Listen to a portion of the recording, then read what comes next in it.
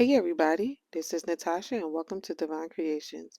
So I wanted to recap today's live because it was great, but it had a lot of information that was not shown in the live because I had did all of the prepping first.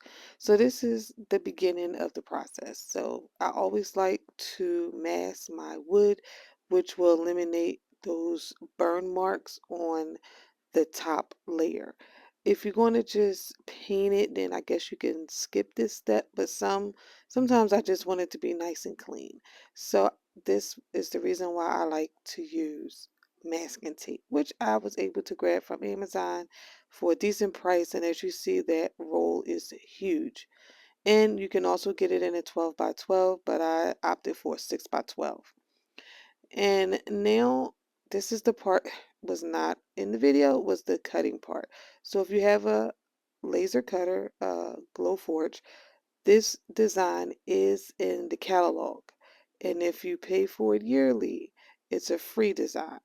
Now when you look for this design, just type in pencil. It's actually a keychain and earrings.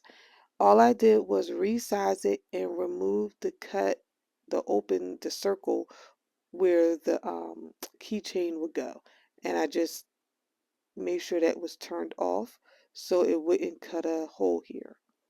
Once you do that, all you have to do is cut it and follow the steps right here in the video.